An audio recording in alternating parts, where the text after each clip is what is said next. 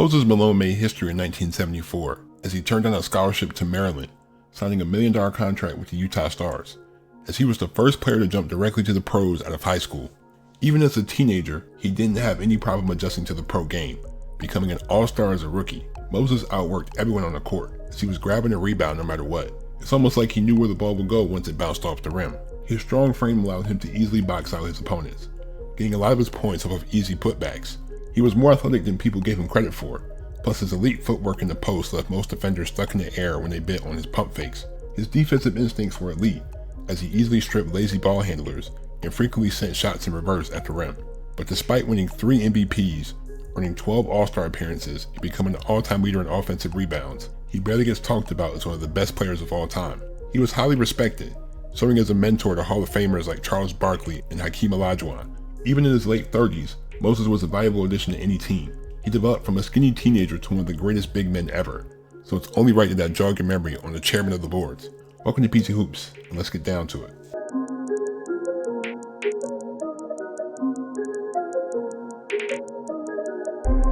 Moses was born on March 23, 1955 in Petersburg, Virginia. He was the only child of a mother who dropped out in the 5th grade, and when he was 2 years old, she forced his father to move out due to his alcoholism. Moses attended Petersburg High, where he was a star, leading the Crimson Wave to back-to-back state titles. After scoring over 2,000 points in high school, he wasn't just named a first-team parade All-American, he was the National High School Player of the Year. He had previously committed to Maryland, but he ultimately decided to sign a historic 5-year, $1 million contract with the Utah Stars, becoming the first high schooler to make the leap directly to the pros. Zelmo Beatty was expected to be a mentor to him, but when he left to sign with the Lakers, the 19-year-old Moses was immediately thrown into the fire. He responded well though, jumping 19 points, 11 rebounds, 2 steals, and 2 blocks in his pro debut. He put up 28 points and 24 rebounds against San Diego, 36 points and 25 rebounds against Denver, and 28 points, 29 rebounds, and 2 blocks against the Pacers. Moses surprised everyone, ranking in the top 15 in points, rebounds, blocks, field goal percentage, and defensive rating, making the All-Star team. Aside from a career year from Ron Boone, the Stars really weren't that good outside of their 2 top guys. They changed coaches mid-season, but it didn't really help that much, as they finished 38-46. Despite his surprising production, he was 3rd in Rookie of the Year voting, averaging 19 points, 15 rebounds, a steal, and 1.5 blocks. The Stars still made the playoffs, facing the Nuggets. Moses stepped up in his postseason debut, dropping 25 points and 19 rebounds in a Game 1 loss. He went crazy in Game 3 with 30 points and 32 rebounds on 13 of 16 shooting, as Utah finally got on the board. He put up 18 points, 17 rebounds, 4 assists, and 6 blocks in Game 4 to tie the series. In Game 6, he dropped 32 points and 15 rebounds, but the Stars lost by 2 points to get sent home. His stellar rookie season caught the attention of NBA teams, as the Bulls tried to select him in the 10th round of the 1975 draft, but the league didn't allow this since they still had the 4-year rule. He also broke his foot in the offseason, but the Stars would fold by December, as he, Ron, Randy Denton, and Steve Green were sent to the Spirits. On paper, their front court was loaded, with Moses, Marvin Barnes, Caldwell Jones, and Maurice Lucas. In his 5th game back, Moses dropped 32 points and 25 rebounds. He had 20 more double-doubles after this, even though he wasn't a consistent starter. But the Spirits just weren't good enough this year, finishing 35-49, missing the playoffs. Moses averaged 14 points and 10 rebounds. The Spirits wouldn't be part of the merger with the NBA, so their players were put in the dispersal draft. After Artis Gilmore, Maurice Lucas, and Ron Boone, the Pistons had the 4th pick, and they could have paired Moses with Bob Lanier, but they chose Marvin Barnes instead. Portland chose him with the 5th pick, but since they already had Maurice, Moses was flipped for more assets, being sent to the Braves for a 1st rounder. Buffalo wasn't that deep in the front court outside of Bob McAdoo, but Moses only played 6 minutes in his first 2 games with the team. They then traded him to Houston for 2 first rounders, and this is where his career really took off. He was officially named a starter in December, and he never looked back. He dropped 24 points, 19 rebounds, and 7 blocks against Portland, and 25 points, 23 rebounds, and 5 blocks the next game against Detroit. In his first NBA season, he led the league in offensive rebounds, while ranking 7th in blocks. This was actually the best rim protecting season of his career, as he had at least 5 blocks in 8 games. Rudy T was still the number 1 option, so Moses was just playing his role. Their number 1 pick, John Lucas, was solid as the main facilitator, so Houston was one of the best teams in the league, finishing 49-33. Moses averaged 14 points, 13 rebounds, and 2 blocks. The Rockets were in the Eastern Conference for some reason, so they faced the Bullets in the semifinals. Moses had 31 points, 26 rebounds, and 3 steals in Game 2, and 25 points, 22 rebounds, 2 steals, and 2 blocks in Game 5 of a 6-game series win for Houston. His 15 offensive rebounds in Game 2 were an NBA playoff record. The Sixers met them in the conference finals. While Moses put up his numbers, the Rockets were eliminated in 6 games. Rudy would slide down to the 3 in 1977, making room for Dwight Jones to play the 4. Moses would establish himself as a star this year, averaging 21 points and 15 rebounds in November. But on December 9th against the Lakers, the two teams got into a fight, and Kermit Washington hit Rudy with a devastating right hand, breaking his face and almost costing him his life. Moses would have to carry more of the offensive load now, but that didn't seem like a problem, as he dropped 39 points and 26 rebounds against the Spurs. He made his first All-Star game this year, but the season wouldn't last too much longer after this, as he suffered a stress fracture in his right foot. Even though he missed the last 23 games of the season, he still led the league in offensive rebounds. Calvin was 5th in the league in scoring, while John was 2nd in assists, but the Rockets were 23 and 36 when Moses went down, and they would struggle without him, finishing 28 and 54. In his breakout year, Moses averaged 19 points, 15 rebounds, and 1.5 blocks. Moses came into 1978 15 pounds heavier, and he was ready to take that next step. The Rockets had traded John Lucas already, sending him to the Warriors for a past his prime Rick Barry, while Rudy made a full recovery. Moses was on a mission this year, averaging 22 points, 16 rebounds, and 1.5 blocks through the first 20 games. He dropped 33 points and a career-high 37 rebounds against the Jazz. He was by far the best rebounder in the league, grabbing at least 20 boards in 30 games. Moses also dropped a new career high of 45 points and 15 rebounds against New Jersey. His scoring had taken the biggest leap, as he was 5th in the league in that category. This exceptional improvement not only landed him on the All-NBA first team, it earned him his first MVP award. Houston's big three was so potent offensively that defense really wasn't that much of a concern, but 47 and 35 was still respectable. Moses averaged 25 points, 18 rebounds, a steal, and 1.5 blocks. As the Rockets faced the Hawks in the inaugural year of the best-of-3 first-round series, he averaged 25 points, 21 rebounds, and 4 blocks in the first 2 games. But Houston lost both and were eliminated. Rudy's body was breaking down in 1979, and Houston didn't sign an adequate replacement, so Moses had to carry the team now. He was more than up for the task though, dropping 44 points and 29 rebounds in the 5th game of the year. He put up 45 points and 11 rebounds against Chicago, and 18 points, 28 rebounds, 5 assists, and 3 steals against Detroit. Moses was 2nd in total points and rebounds, but it seemed like Calvin was the only one really helping him out. A 35-year-old Rick led the league in 3-point attempts and field goal percentage, but Rudy was a shell of his former self. Despite all of this, the Rockets' 41 and 41 record was good enough for 2nd in the weak Central Division, as Moses averaged 26 points, 15 rebounds, a steal, and 1.5 blocks. Houston faced San Antonio in the first round, and Moses was amazing, dropping 34 points, 19 rebounds, and 5 blocks in Game 2, and 37 points, 20 rebounds, and 2 blocks in Game 3, as the Rockets wanted a blowout to advance. The Celtics were next in the second round, but they were levels above the Rockets. And although Moses was still elite, Houston was dominated in the sweep, losing every game by at least 17 points. As the new decade started, the Rockets failed to get Moses some help yet again, but they did sign Billy Paultz and Major Jones, now that it was clear that Rudy was on his last legs. It was another season of carrying for Moses as he continued to get more assertive offensively. He dropped 41 points and 26 rebounds on Kansas City, and he was averaging 31 points, 14 rebounds, and 2 blocks in November. His scoring would reach another level, with 51 points and 19 rebounds against Golden State. Moses led the league in rebounding yet again, but was 2nd in scoring behind Adrian Dantley. He was also 2nd in free throws and 11th in blocks, but he was the lone bright spot on his team, as they barely snuck into the playoffs with a 40 and 42 record. Moses averaged 28 points, 15 rebounds, a steal, and 2 blocks. The Lakers were their first round matchup, and Moses dominated as usual, helping Houston win a nail-biter on the road in Game 3 to advance. The Spurs were another test in the second round, as he dropped 41 and 15 in Game 3, 34 and 13 in Game 5, and 36 and 10 in Game 6. Calvin Murphy came through in Game 7, dropping 42 points to help Houston advance to the conference finals. The Suns were upset by the Kings in the semifinals, so the Rockets had a much easier matchup. A 32-year-old Sam Lacey was no match for Moses, as he dropped 42 points and 23 rebounds in Game 4 of a 5-game series win. Somehow, in some way, the 40 and 42 Rockets made the NBA Finals, facing the almighty Celtics. This series was actually tied after 4 games, but Moses was taking a lot of shots, shooting just 38% so far. But after this, Boston proved they were the better team, blowing them out in Game 5 and winning by double digits in Game 6, celebrating the title on Houston's home floor. The surprise finals appearance was both a gift and a curse, and since the Rockets front office felt like they were actually a contending team, their best offseason acquisition was a 36-year-old Elvin Hayes. Surprisingly, Moses didn't suffer any back issues from having to carry this team once again. This year, he was scoring more than ever, dropping 42 and 10 in the second game of the year and 42 and 11 against Utah. He was unbelievable in February, averaging 38 points and 17 rebounds on 56% shooting. He had 5 40-point games this month, along with a career-high 53 points, 22 rebounds, 4 assists, and 2 steals on the second, and 38 points and 32 rebounds on the 11th, as he set another NBA record with 21 offensive rebounds. Even with his offensive dominance, he was second in scoring behind the Iceman, but he was the top board man for the third time in his career, earning his second MVP award. The Rockets were inept offensively outside of Moses and Elvin, but their defense helped them win 46 games.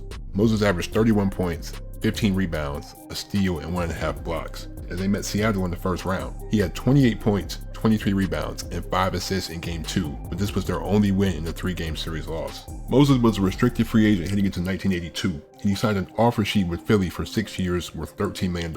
Houston matched the offer, but they did agree to trade Moses to the Sixers for Caldwell Jones and a first-round pick. Adding Moses to a starting lineup that already featured Mo Cheeks, Andrew Toney, Bobby Jones, and Dr. J made the Sixers virtually unbeatable. Now that he didn't have so much offensive responsibility, his defense was the best it had been in years, as he dropped 13 points, 15 rebounds, and 7 blocks in the second game of the year. He put up 34 points, 22 rebounds, and 5 blocks against the Bulls, and 38 points, 24 rebounds, and 8 blocks against the Pacers. He was still an elite scorer and rebounder, but his rim protection was a bonus, blocking at least 3 shots in 22 games, as he was one of 3 Sixers named to the first team all-defense, as this was surprisingly the last all-defensive selection that Moses ever got in his career. Oh, and he also won the MVP again, making him the only NBA player ever to win consecutive MVPs with 2 different teams. The only other athlete to do this in American sports was Barry Bonds. The Sixers dominated the league, finishing the season with 65 wins. Moses averaged 25 points, 15 rebounds, a steal, and 2 blocks.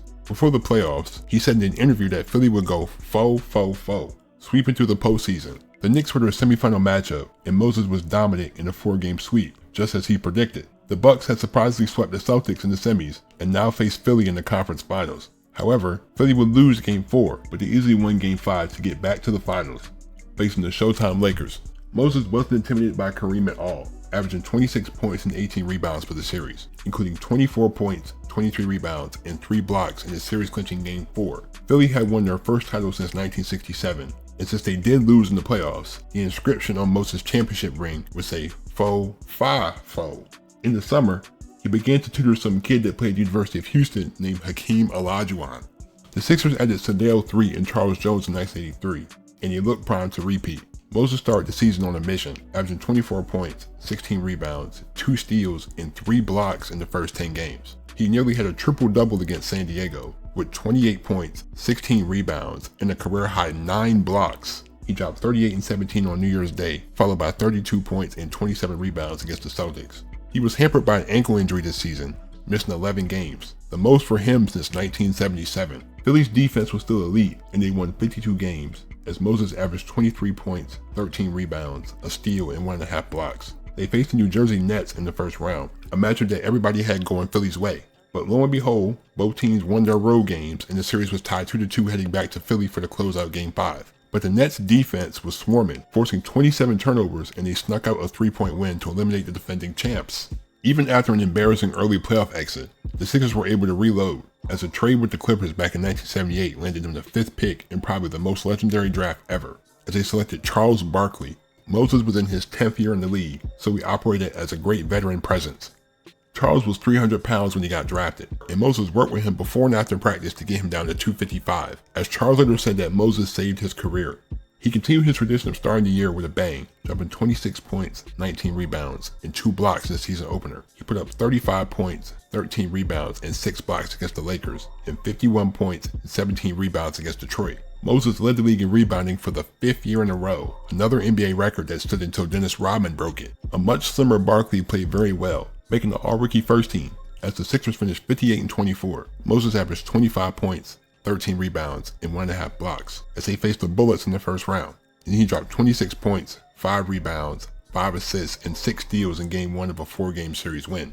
They met the Bucks in the second round, and they swept them, facing the Celtics in the conference finals. Moses struggled this series, shooting just 41% in the 5-game series loss.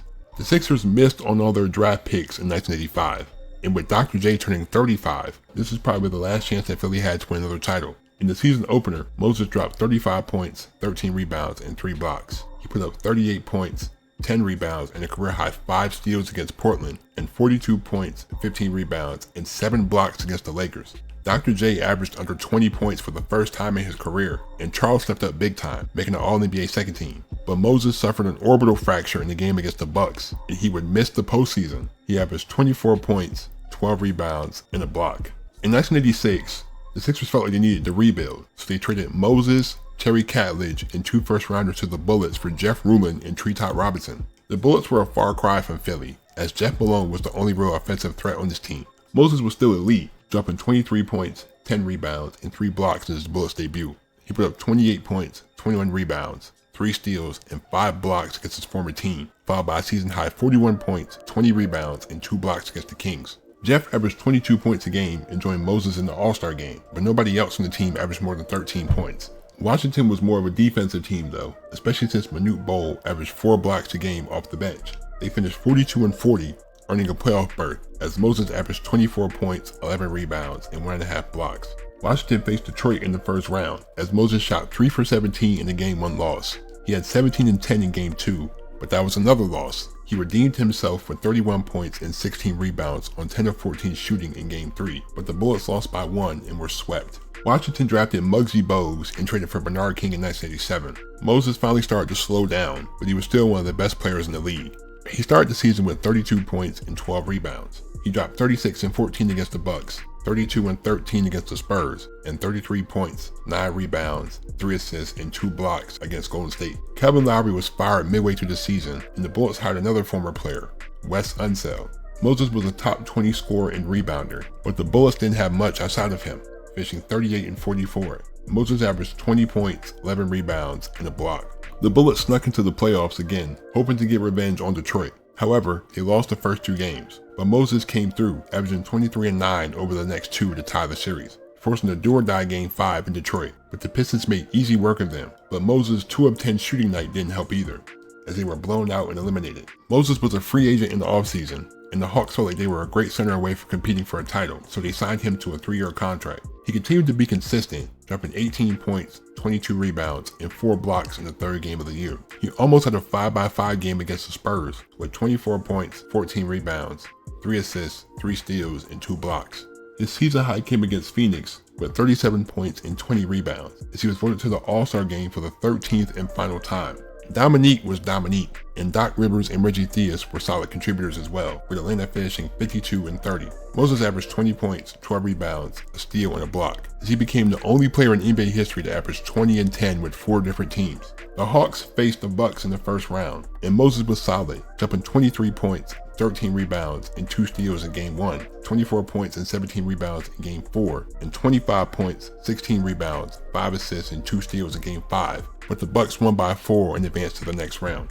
Atlanta added Kevin Willis and Kenny Smith in the offseason, but other than that, they kept the same core heading into 1989. Moses averaged 21 and 11 through the first 10 games, so it seemed like he was an ageless wonder.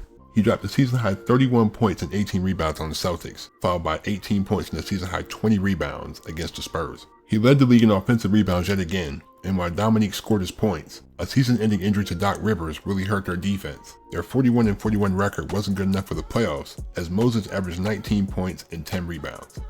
As the 90s came about, Moses' role changed, as the new coach Bob Weiss decided to start John Koncak at center, as the 35-year-old veteran would be a reserve for the first time in his career. He would still go off on occasion, dropping 22 points, 7 rebounds, and 2 steals against the Bucks, and 25 points, 7 rebounds, and 3 blocks on 8 of 10 shooting against the Hornets. In his limited role, he recorded 22 double-doubles, finishing 8th in total offensive rebounds. Moses seemed to be able to adapt to any role, finishing 6th in 6th Man of the Year voting. But it was the same old story in Atlanta, as Dominique put up his usual numbers with no real help. However, 43 and 39 was enough for the playoffs, as Moses averaged 11 points and 8 rebounds. The Hawks faced the Pistons in the first round, but this was the first postseason where Moses really didn't play a significant role, as his best performance was in Game 4, with 8 points and 11 rebounds on 1 of 5 shooting. He shot 20% for the series, as the Hawks lost in 5 games.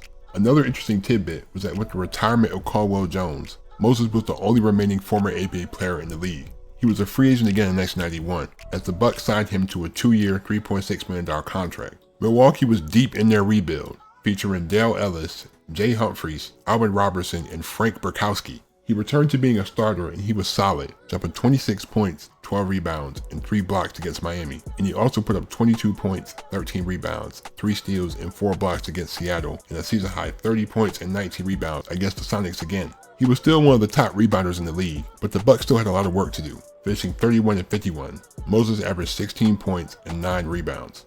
In the training camp before the 1992 season, Moses went down with a herniated disc in his back. He tried to play through the pain, but he elected to have surgery in November, and he would miss most of the season. He did come back for 11 games in March, but Milwaukee's season was already lost at this point.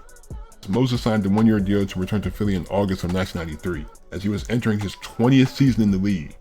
The Sixers were still reeling from the loss of Charles Barkley, but they had his replacement in Clarence Weatherspoon. Moses was there to be the backup center to Shawn Bradley, but he was buried deep in the rotation, only appearing in 55 games, as his best performance was a 12-point, 15-rebound outing against Denver. The roster was just a bunch of guys slapped together, as they really didn't have any continuity, finishing 25 and 57. Moses averaged 5 points and 4 rebounds. Moses decided that the 1994 season would be his last, signing with the Spurs to back up David Robinson. This team was loaded, so Moses had a very small role. He had a season-high 12 points and 6 rebounds against Boston, and in his last NBA game, he drained a buzzer beater from 74 feet. Although the Spurs finished 62 and 20, Moses was left off the playoff roster. For his final season, he averaged 3 points and 3 rebounds. Moses would retire after 21 seasons in the league. In his legendary career, he was one of 9 players to win the MVP 3 times, one of 3 players to record 28,000 points and 17,000 rebounds, and he's second all-time in free throws made and attempted. Moses became a Hall of Famer in 2001, and his jersey was retired by the Rockets and the Sixers. Philly also honored him by erecting a statue of him in front of their training facility in New Jersey. Moses would develop an irregular heartbeat later on in his life, and he would pass away in his sleep from heart disease on September 13, 2015 at the age of 60. There's no debate that Moses Malone was an all-time great, but for some reason, he doesn't get the same reverence as other guys like Wilt, Bill Russell, and Kareem. His dominance on the boards, especially the offensive glass, puts him in elite company by itself. But he was also an amazing offensive player with an unlimited array of post moves to keep defenders guessing. His defense abilities were underrated, as he was one of the league's best rim protectors in his athletic prime. Even beyond his talent on the court, he was an excellent teammate, always eager to spread knowledge to the rookies and younger players. Thank you guys, I really appreciate y'all for the support. I just imagine how nervous he was just deciding that, you know what, I'm not even gonna go to college. I'm just gonna go play pro basketball right away. I respect that decision, and the fact that he was like ready already shows how good of a player he was in high school, because like you're a 19-year-old playing against grown men and you're averaging a double-double and you're hooping.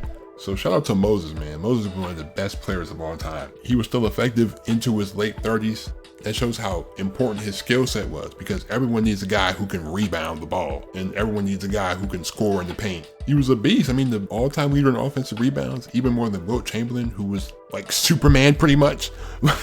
Shout out to Moses, RIP to Moses. You know, it's not like he's underrated. It's just he doesn't get talked about with the top guys. You know what I mean? But thank you. Please be safe. Stay on the grind. Have a great day. I'm out. Peace.